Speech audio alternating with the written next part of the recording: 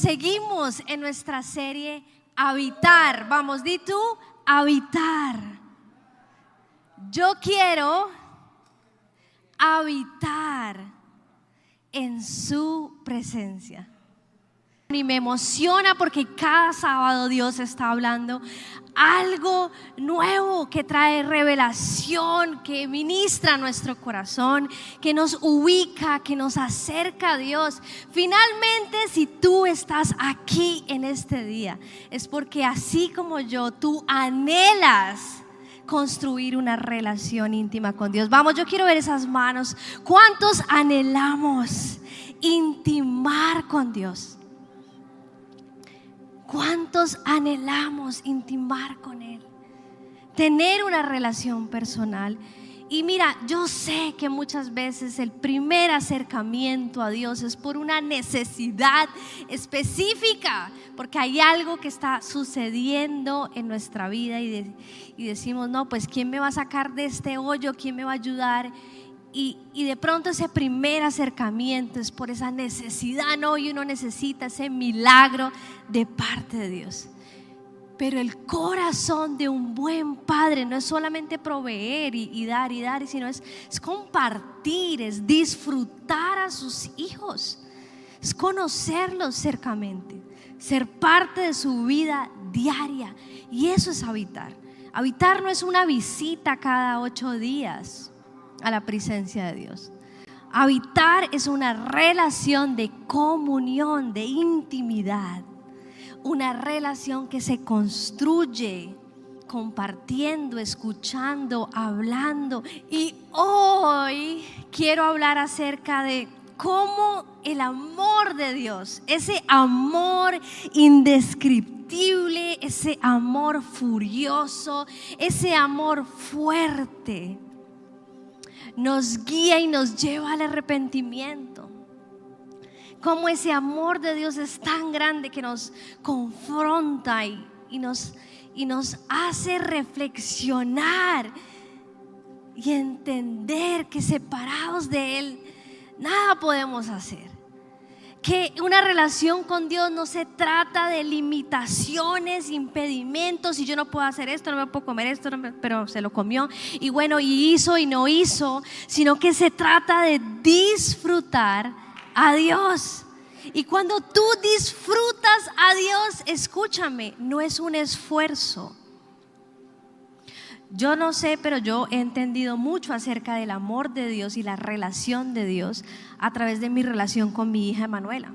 Y para mí no es un esfuerzo salir y compartir con ella. Para mí no es un esfuerzo poder sacar ese día para ir al cine con Pacho, con Emma, compartir con Emma, escucharla, escuchar las cosas que habla. Para mí es increíble ese espacio. Yo creo que es como el highlight de mi momento. Es lo que puedo resaltar de la semana y decir, wow, ese tiempo con mi hija fue increíble. Y lo disfruto, no es un esfuerzo que yo hago para estar con ella. Y de esa manera Dios nos ve. Para Él no es un esfuerzo bendecirnos. Para Él no es un esfuerzo escucharte y escuchar tu petición. Para Él es difícil cuando ve que su hijo tropieza y Él te dice, mira, no hagas eso porque te va a pasar esto y chan. Para mí es difícil ver cuando yo le digo a Emma algo y le digo, amor, no hagas esto, y ella desobedece y después está llorando por situaciones. Eso para Dios sí es difícil. Cuando Él está tratando de captar nuestra atención y quizá estamos distraídos con tantas cosas y terminamos enrollados en dificultades. Y hoy quiero hablar acerca de el rey David. ¿Por qué el rey David? Pues bueno, en Habitar hemos estado hablando, estudiando el libro de los salmos. Hemos estado leyendo algunos salmos, hemos sacado ahí el jugo del libro de los salmos. Y ¿saben qué? El rey David escribió 73 de los salmos. Son 150 en total y él escribió 73, casi la mitad. Wow. Entonces dije, vale la pena estudiar a este mancito, vale la pena conocer la vida de él, porque es que no es lo mismo cuando tú lees la carta de alguien o el poema que alguien escribió o la canción que alguien escribió. Tú la escuchas o la lees y tú dices, uy, chévere, está bacano, pero no es lo mismo cuando tú conoces la vida de esa persona. Entonces, cuando tú lees ese poema, cuando tú lees esa carta, empiezas a entender más de a dónde vienen esas palabras y por qué fueron escritas. ¿Sí o qué?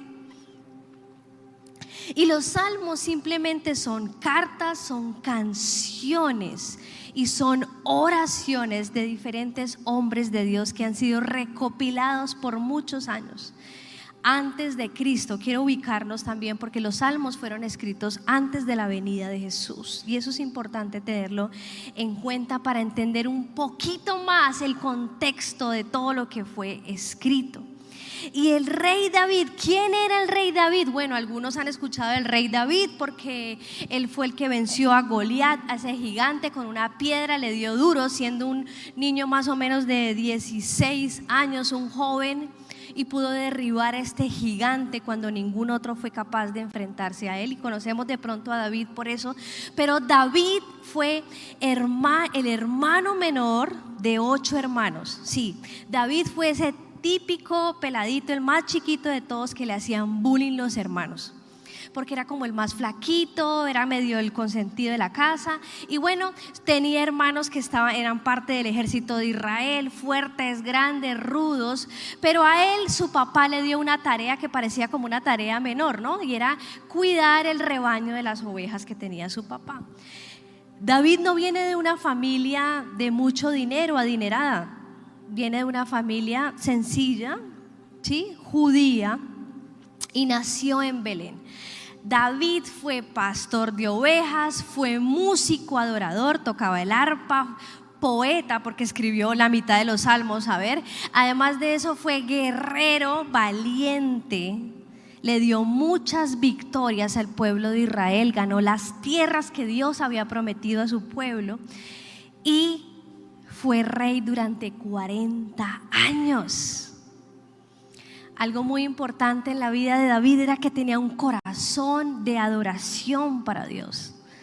Él no solamente era músico y componía canciones, porque en los salmos muchas son canciones, oraciones, poemas, pero David compuso canciones a Dios. Y tiene una forma muy especial de escribir, y lo puedes descubrir leyendo mucho de los salmos. Pero aparte de escribir canciones, pues él tocaba el arpa y era músico, era excelente. Y por ser sobresaliente en eso le salió un trabajito lo más de interesante, y fue que David fue contratado por el rey Saúl en ese tiempo, el rey de los judíos, y él fue contratado para ir a tocarle al rey. Le salió chambita apenas. Aparte de estar cuidando las ovejitas del papá, pues le salió ese trabajo. Entonces él cuidaba las ovejas y también iba y le tocaba al rey. Eso era un trabajo importante. Era como decir que te salió pues trabajo con el presidente.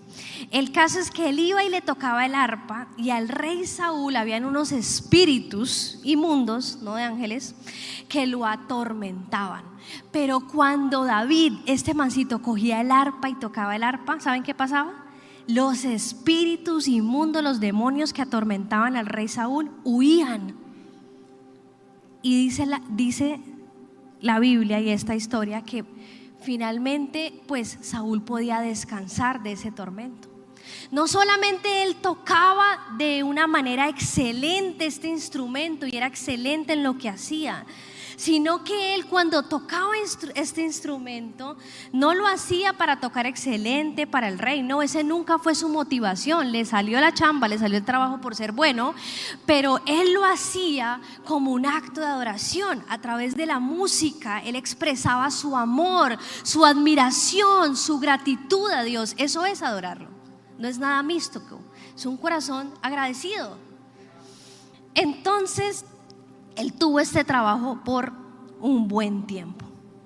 Y hoy quiero decirte algo: Así como David fue talentoso en muchos de los dones que él tiene, y yo creo que esto nos habla a todos de poder ver esos dones que Dios nos ha llamado y ser excelentes también en ellos para que Dios los pueda usar y Dios pueda promovernos. Pero aquí lo importante no es solamente ser bueno en lo que tú haces.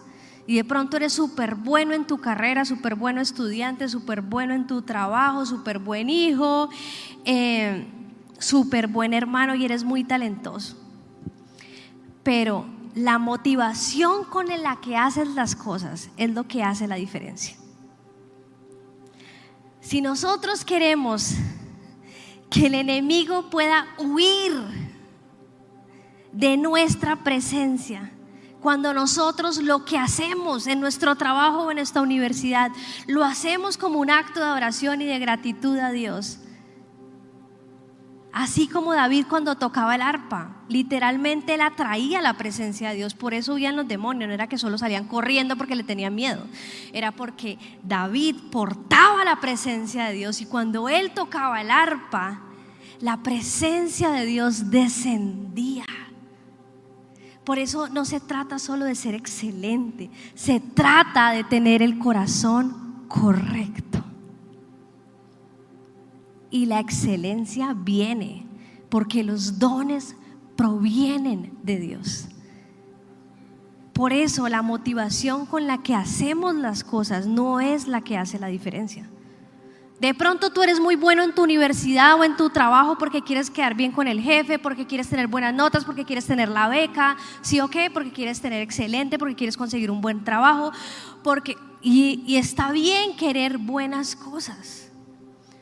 Pero eso no hace que la presencia de Dios descienda. No es solo la excelencia, es el corazón con la que hacemos las cosas. Es entendiendo que todo lo que yo hago lo puedo hacer desde un lugar de agradecimiento y de servicio a Dios.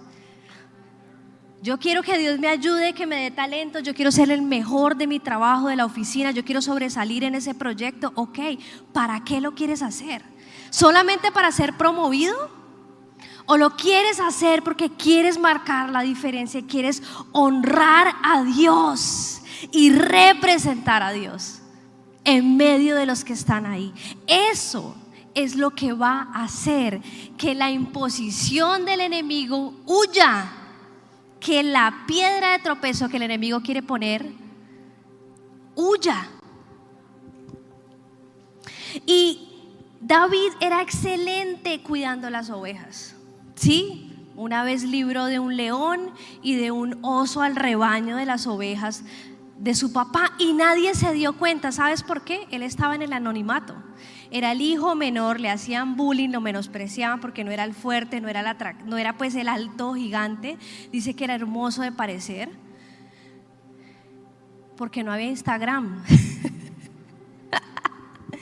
Porque si hubiese Instagram, yo creo que David hubiera, cuando mató el león, se hubiera tomado una foto. Hey, aquí acabé de matar el león que se iba a comer las ovejas.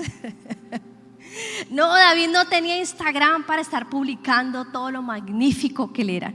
Y sabes que muchas veces la gente alrededor no se da cuenta del esfuerzo que tú haces en secreto, de las horas extra que inviertes, y muchas veces no es reconocido el trabajo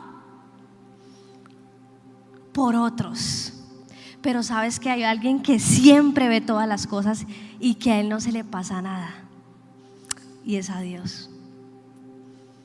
Y Dios estaba observando a David, aún ahí en ese trabajo sencillo, no tan importante, de cuidar unas ovejitas.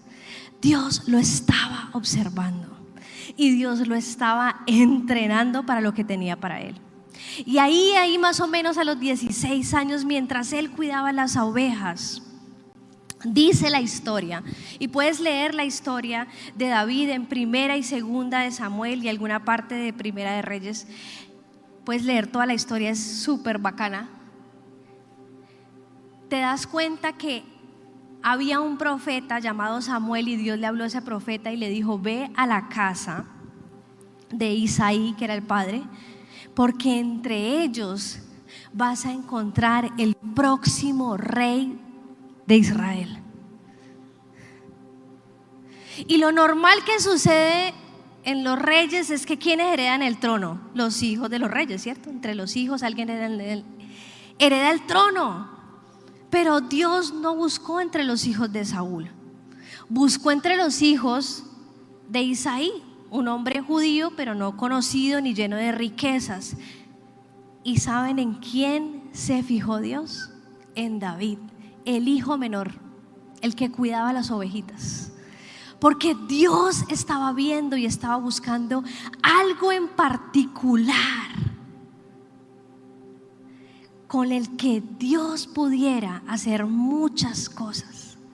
Porque el corazón de Dios es bueno, porque Dios quería bendecir a sus hijos y quería poner un buen rey a cargo.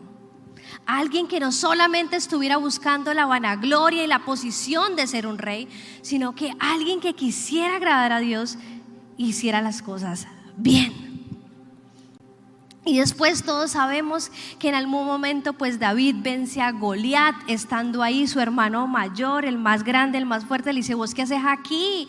¿Y vos qué haces hablando aquí? ¿Vos por qué estás hablando, averiguando qué está pasando? O sea, se enojó, como que este peladito vino aquí a quedarme mal, me está boleteando aquí con mis otros amigos, mi hermanito menor. Y resulta que David es el que termina matando a este gigante que los tenía azotados a todos ellos. Ahí fue cuando David salió del anonimato y empezaron a hablar de él por todas partes. Y ¿sabes qué? Dios hace lo que Él quiere con el que Él quiera. Dios hace como Él quiere con el que Él quiera. Dígale que está al lado suyo: Dios hace lo que Él quiere con el que Él quiera. Conmigo va a hacer algo.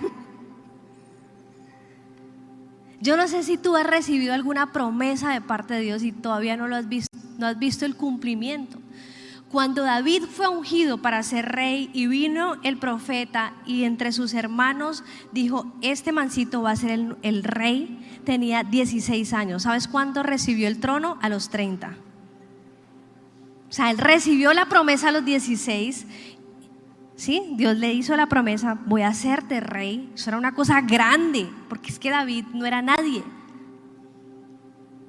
Y a los 30 años se cumple esa promesa de Dios. Así que si tú has recibido una promesa de parte de Dios y Dios te ha hablado algo específico que va a promover en tu vida, que va a formar en tu vida, sigue creyendo y camina de la mano de Dios, así como lo hizo David.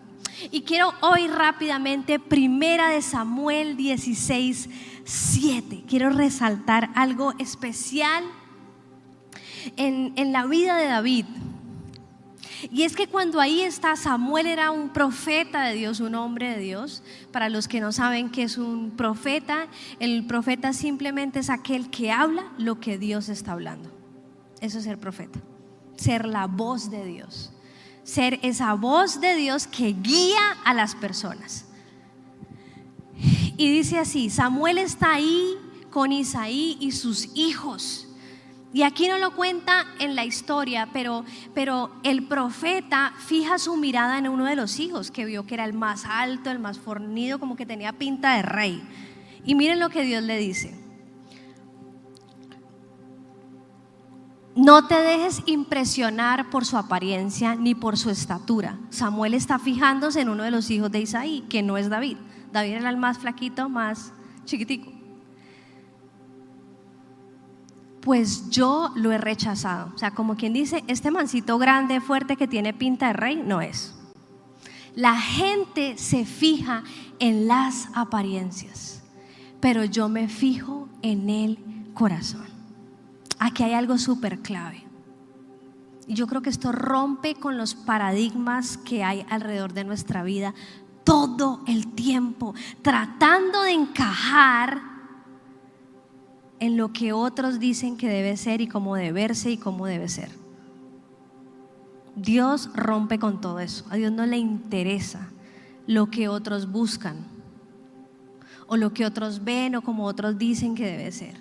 A Dios le interesa el corazón. Este man puede tener pintica de rey, pero su corazón está lejos de mí. Yo quiero a yo quiero a David, que nadie conoce, que sus hermanitos le hacen bullying, que se burlan de él. A ese lo quiero, porque él en lo secreto me busca, me habla y su corazón está cerca de mí. Y vamos a leer el próximo versículo en Hechos 13:22. Aquí ya estamos en el Nuevo Testamento, ya pasó todo esto, ya David no está vivo, pero está en la historia, y aquí está el apóstol Pablo. Y está hablando en una iglesia. Y miren lo que le dice a los creyentes que están en Antioquía. Hechos 13:22. Pero Dios quitó a Saúl, les cuenta la historia, y lo reemplazó con David, un hombre de quien Dios dijo: he encontrado en David, hijo de Isaí, a un hombre conforme a mi propio corazón. Él hará todo lo que yo quiero que haga. Perdón, estoy leyendo otra versión que tengo acá. Él realizará todo lo que yo quiero.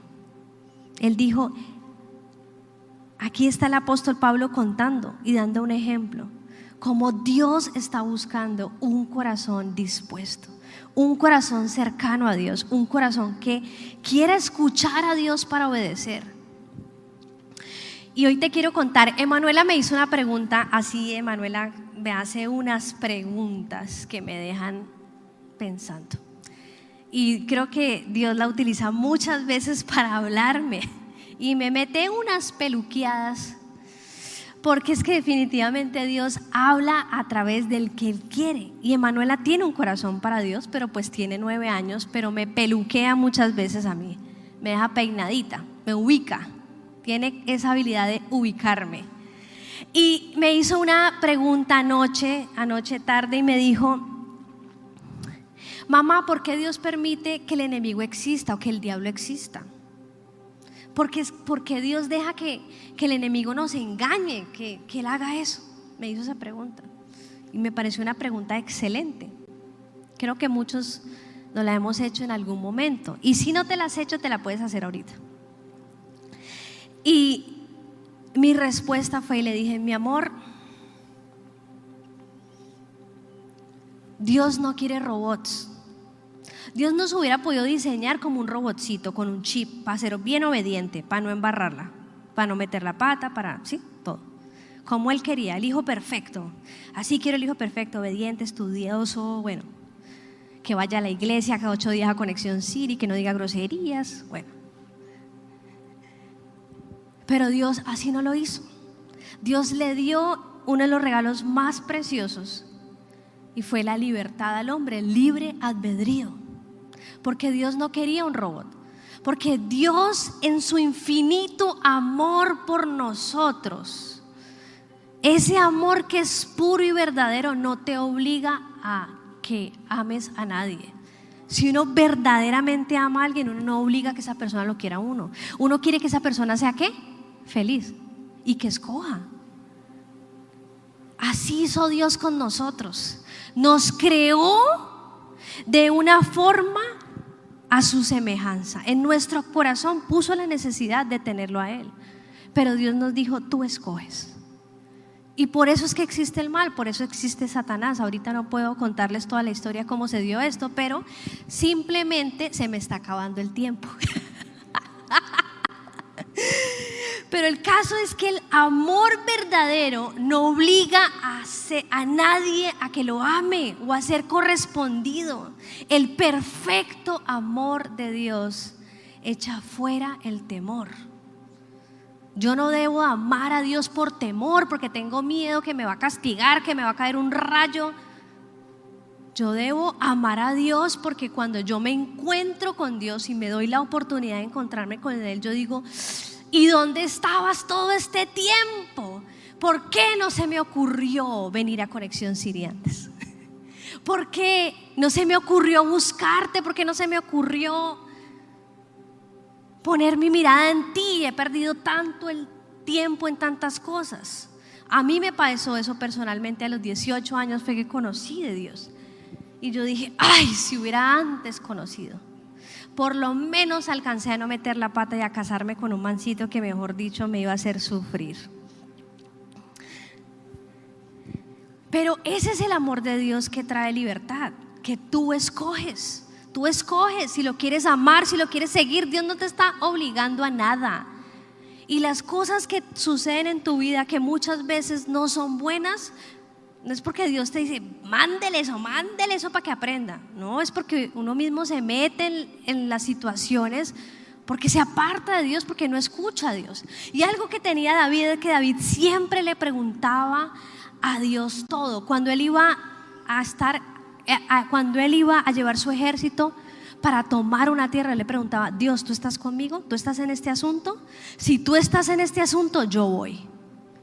Y Dios le hablaba así: ve. ¿Y qué? David ganaba. David ganó terreno como ninguno. Era un guerrero increíble. Ese mancito que cuidaba ovejas se volvió Rambo. No, mejor que los de Marvel, sí.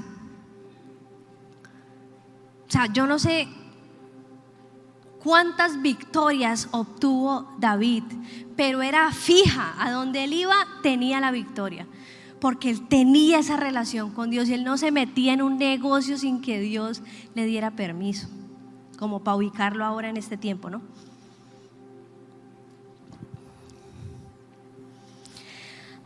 Que si David la embarró, sí, David pecó, y aquí se desenlaza todas las cosas. Y pido que me regalen 2 minuticos más. David pecó porque David no era perfecto. Dios dijo que él era conforme al corazón de Dios. Y yo le pregunté a Dios, y les voy a contar ahorita qué me dijo acerca de eso. Pero David pecó porque David tenía una debilidad. A pesar que él amaba a Dios, siempre tenía a Dios en su corazón, sus talentos, siempre dijo: Dios, yo te voy a servir. Y tú ves los álbumes, siempre él decía: te voy a servir, yo te sirvo, ¿qué quieres? Hay veces pensamos que el servicio es como una esclavitud, no sé, y que yo no quiero ser servidor, yo quiero ser líder, y todos servimos a Dios. Pero David tenía una debilidad y eran las mujeres. Y algo pasó. Siendo ya David rey, teniendo una superposición, tenía varias esposas. Otro día les explico a las mujeres esto. En ese tiempo podían tener varias esposas. Ya después de que vino Jesús, gloria a Dios, dijo que solamente una. Entonces no se me emocionen ahí los hombres. Menos mal, después les cuento por qué era que eso así, pero en ese tiempo ellos podían tener varias esposas. No era que cogían la esposa del vecino, no, podían tener varias esposas que eran de ellos, esas esposas. Y David tenía varias que él tenía en su palacio. Eso ya pasó, mijo, hay que leer la Biblia. Ya vino Jesús y eso se canceló. Gloria a Dios. Además, porque no hay un hombre que aguante 2 mujeres, eso sí se los digo. Entonces David tenía esa debilidad de las mujeres, era enamoradizo, y él le echó el ojo a una mujer, a la prohibida, a la que no era, teniendo como 10 allá en el palacio. Le echó el ojo a la prohibida, le echó el ojo a la esposa de uno de sus guerreros más fuertes que peleó lealmente al lado de él, que era Urías. Y él le echó ojo a esta mujer, y sesgado por su debilidad, él se acostó con Betsabé. Y ella también tiene culpa ahí en esto, no solamente David. Pero ella accedió, era el rey, bueno, no sé qué tantas cosas. Y esta mujer quedó embarazada. Y David, sesgado porque él estaba empecinado de estar con ella y quería ya encubrir esto que había hecho, porque Urías no lo sabía, y Urías era fiel. Usted ve ahí en la historia cómo Urías era con él, era fiel. David hace algo y manda a matar a Urías, como pareciera que fue en guerra. Y a Dios no le gustó eso. El caso es que Dios le manda a un profeta, Natán, y lo confronta. Y el profeta le cuenta una historia, como una parábola. Y él cae en cuenta y le cuenta una historia como alguien que tenía unas ovejas y vino un hombre muy rico que tenía muchas ovejas, pero quiso tomar la oveja de un hombre que era pobre que solo tenía una. Y él le dice: ¿cómo así? Como él es rey, ese man tiene que morir. Y Natán le dice: ese hombre eres tú. Ahí David fue súper confrontado, cae en cuenta en su pecado, cómo se enamoró de la mujer de otro hombre y la tomó, hace matar a su esposo teniendo un montón de esposas. El caso es que cuando David es confrontado por el profeta, él le reconoce y le dice: yo he pecado, yo soy un pecador. Y David escribe un salmo, y quiero leer unas partes del salmo, ya estoy cerrando, y es el Salmo 51. Y David confiesa su pecado cuando escribe este salmo. Y dice así, si me lo puedes poner en pantalla: ten compasión de mí, oh Dios, conforme a tu gran amor, conforme a tu inmensa bondad. Borra mis transgresiones o mi culpa. Lávame de toda mi maldad y límpiame de mi pecado. Yo reconozco mis transgresiones, siempre tengo presente mi pecado. Como que hoy reconozco todo lo que he hecho y tengo presente esto que hice que está mal. Contra ti he pecado, solo contra ti, y he hecho lo que es malo ante tus ojos. Por eso tu sentencia, lo que has decidido hacer, es justo, y tu juicio irreprochable. Yo sé que soy malo de nacimiento, pecador me concibió mi madre. Como quien dice, el pecado está en mí desde chiquito. Pero yo sé que tú amas la verdad en lo íntimo, en la intimidad. Dios ama esa verdad, es ser sinceros con Él. Nosotros no podemos ir a enredar a Dios, como dicen por ahí, enredar el duende. Pero a Dios uno no lo puede enredar, porque Dios ve el corazón. Si hay alguien al que tú puedes presentarte y ser honesto, es con Dios. En lo secreto me has enseñado sabiduría. Yo me lo imagino allá cuidando las ovejas, hablando con Dios, y Dios enseñándole y dándole consejo de sabios. Dice: purifícame con hisopo y quedaré limpio, lávame y quedaré más blanco que la nieve. Anúnciame gozo y alegría, infunde gozo en estos huesos que has quebrantado. Quiero seguir leyendo aquí rápido por el tiempo. Y en el versículo 10 dice: sigue creando en mí, oh Dios, un corazón limpio y renueva la firmeza de mi espíritu. Aquí en esta versión dice, Nueva Traducción dice: lléname de pensamientos puros y de deseos santos, listos para complacerte.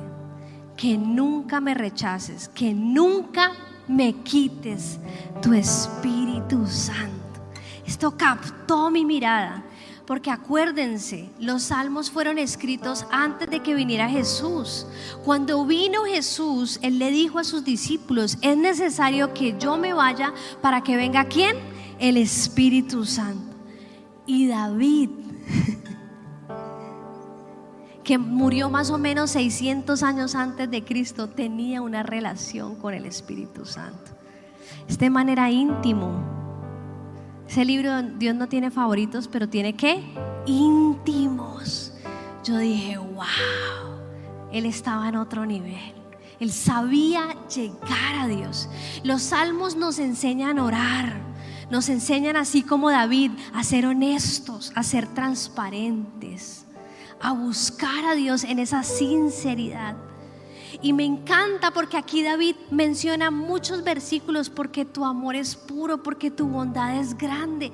O sea, David conocía la bondad de Dios. David fue librado de un león, de un oso, fue librado aún de la burla de sus hermanos. David salió de ser un campesino, perdónenme, de una persona que estaba apartada de lujos y de cosas en el campo cuidando las ovejas, a ser rey de una nación. David conocía la mano de Dios, la bendición de Dios, y la embarró. Pero el amor de Dios y la bondad de Dios lo acercó a arrepentirse y a ser sincero con Dios. Y hay mucho en esta historia. Ustedes no saben lo que pasó después. Por esto que sucedió, esta mujer quedó en embarazo, pero perdió el hijo. Y algo que marcó a David, y ahí entendí, porque yo le dije a Dios, pero ¿por qué David? Y aún después de todo lo que pasó, que él defraudó a Dios con esto que él hizo y quedó en la historia como, no para mostrar sus cochinadas, sino para enseñarnos a nosotros. Yo dije, ¿por qué sigue siendo llamado un hombre conforme al corazón de Dios? Con esta debilidad con las mujeres. Y si leemos toda la historia, vemos que David fue un muy buen padre, un buen papá. Uno de sus hijos, Absalón, quiso tomar el trono, hizo toda una conspiración. A David le tocó salir con 600 guerreros, esconderse porque su propio hijo lo traicionó, hizo un montón de cochinadas, hasta se acostó con las concubinas, con las esposas que tenía David. Y así y todo, le dijo a sus guerreros, por favor no lo maten, porque se enfrentaron, porque él quería tomar el trono de su papá a la fuerza como fuera. Y su hijo Absalón murió. Y la historia cuenta que él lloró amargamente por su hijo. Después de todo lo que ese man hizo, le violó a las esposas prácticamente. Uno de sus hijos violó a una de sus hijas. O sea, a él le pasaron unas cosas tenaces después de que él abrió la puerta a este pecado. Y Dios nos perdona, porque ahí dice, cuando él habla con el profeta, le dice, Dios te perdona, porque él se arrepiente. Escribe este salmo, dice, Dios te perdona, pero hubo una consecuencia. Y hay veces cuando estamos sesgados por nuestras propias debilidades. Quien no tenga debilidades, sería imposible. Todos en este lugar, ¿quién tiene debilidades? Alcen la mano tranquilos, nadie los va a jugar. Yo también tengo. Soy mal geniadita hay veces. Pacho conoce mis debilidades. Pero él, en medio de todo, supo ser sincero con Dios y construir esa relación con Dios. Y Dios le perdonó, pero hubo consecuencia. Y muchas veces cuando estamos sesgados por esa debilidad, o por eso que es como el punto flaco que dicen por ahí, no se miden las consecuencias, no se piensan, sino por la rabia o la ira, o se dicen cosas o se hacen cosas que después como que, ay, no hubiera hecho eso, la embarré, me metí con esta persona y no era, y esto y lo otro. Y hay consecuencia,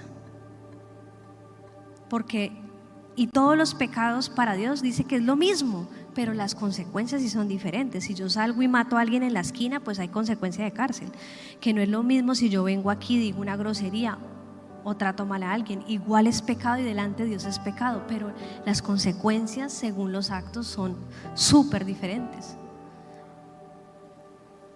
Pero el amor de Dios, cuando tú te acercas a Dios y ves ese corazón de Dios de padre, y ahí entendí, David tenía un corazón de papá increíble. Sus hijos le hicieron unas cosas tenaces y a todos los amó. Y ahí Dios me dijo, por eso él tenía el corazón, porque es ese corazón de nuestro papá tan hermoso que simplemente nos derrite. Y uno, cuando yo veo el corazón de mi papá, yo puedo pedir perdón con facilidad. Cuando yo entiendo que Dios muchas veces no permite cosas en mi vida porque está guardándome Y uno como que le da rabia, uno quiere que Dios le dé todo lo que uno le pide, ¿cierto? Y así es Manuela a veces, ella quiere que yo le dé todo lo que ella diga, que yo le diga sí. Y yo a veces le he dicho, amor, eso que tú me pides no es el momento, te hago daño, ella quiere un celular, tiene 9 años y que quiere un celular, que todos los niños de mi clase tienen celular. Yo sé lo que hace un celular y no tiene la edad para manejarlo. El amor de Dios no es ciego. El amor de Dios trasciende y ve más allá. Ponte en pie, por favor. ¿Qué tal si cerramos en esta noche con una oración como acto de adoración con nuestro papá? Y yo quiero que seas tú contemplando la presencia de Dios en este lugar. Desde que iniciamos hemos sentido como Dios ha estado presente en medio de nosotros. Y hoy Dios se está revelando como ese buen Padre. Ese buen Padre que tiene buenas cosas para sus hijos, pero que desea que tú y yo disfrutemos de eso que Él tiene.